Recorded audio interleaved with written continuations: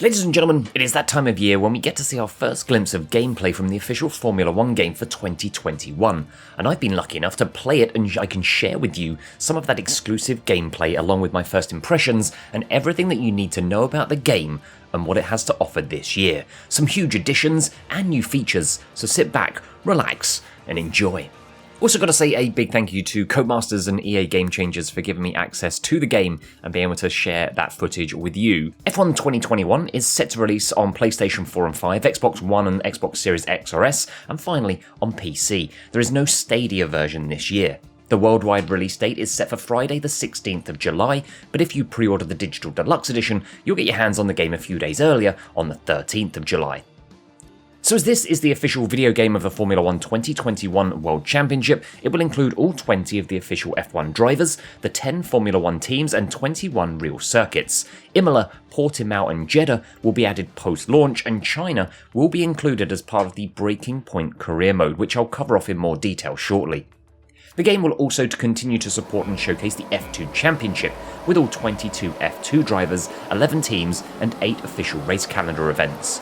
At launch, as with last year's game, you'll have the 2020 drivers with the 2021 roster added post-launch, along with the updated weekend structure of races.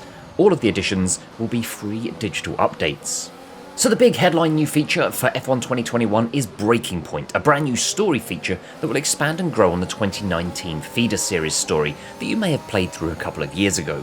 It's a story experience that will offer up some incredible moments and insights behind the scenes. Think Netflix's Drive to Survive, but played out in the Breaking Point game mode. It will be set across 3 seasons and will be a more linear experience that is all about the story, with plenty of surprises along the way. Starting out in F2 2019, you will then progress to F1 2020, finally reaching the last season in F1 2021. You'll have 5 selectable teams to join in this mode. Racing Point, which will of course become Aston Martin in 2021, AlphaTauri, Alfa Romeo, Haas or Williams. Each part of this story will offer exciting story-driven scenarios that can be adapted for all skill levels, whether you're a new casual player to the game or of course a pro racer. The off-track elements look incredible with stunning new professionally rendered graphics and CG. There's a new driver room location where you can keep tabs on your social media, newsfeed, phone calls and emails, and of course there'll be specific Meet the Press interactions, and something I found very interesting when mentioned, bespoke broadcast commentary. There's plenty of new characters and faces to get to know in this story. Aiden Jackson, who is the character you'll be playing. There's Casper Ackerman, a veteran driver who's still fighting for his dream but really doesn't know if he's ever going to get there. You've got team bosses, driver wives, and plenty more. But the big news everyone is waiting for is, of course, everyone's favourite Formula 1 2019 villain is back. Yes, Devon Butler will return in this story mode, and I cannot wait to find out what he has been and will be getting up to in Breaking Point story in F1 2021. Now, on top of Breaking Point, there is of course other new ways to play, and one of them I'm extremely excited for. It's the 2-player career mode. This is where you can play with a friend online, either teaming up working towards a shared goal of the Constructors' World Championship, although that may mean you lead to both fighting it out for the Drivers' World Championship. But the other choice is to race for different opposing teams. You can then build in your own direction for the ultimate goal of winning both those drivers and constructors championships, going head to head. You can engage with rivals along the way, fight for contracts, manage and research the cars and team, all either with or against that friend. This mode is going to be truly amazing. Co-op races are fun, but this adds a whole new level of competitiveness to the game, and I truly cannot wait to get racing with whoever is up for the challenge.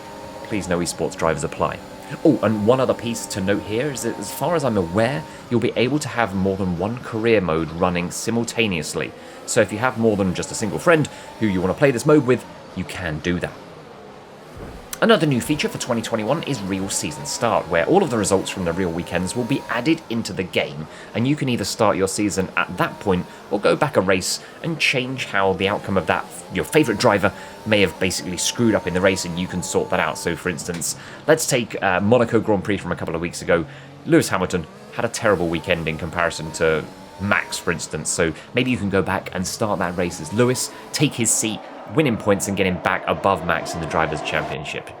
The game will be updated after each race weekend, although at the moment there's no confirmation on the length of time it will take for this to happen.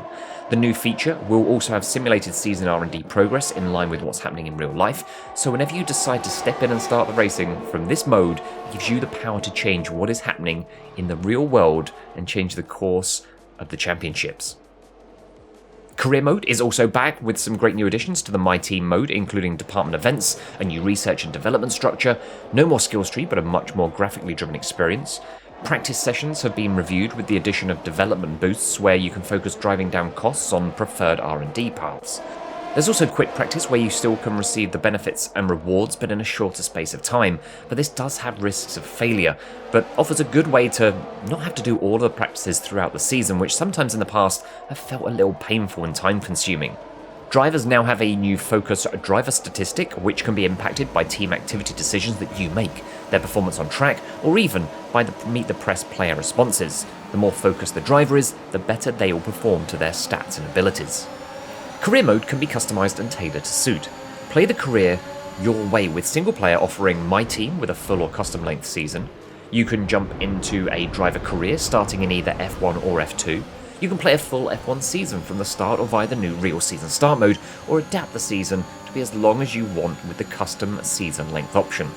And don't worry, 2-player career has got you covered as well, with contracts where you race against a friend competing for the best seat in F1, or as discussed previously, co-op, where working together will be the key for the Constructors' Championship, but who will come out on top with the Drivers' title?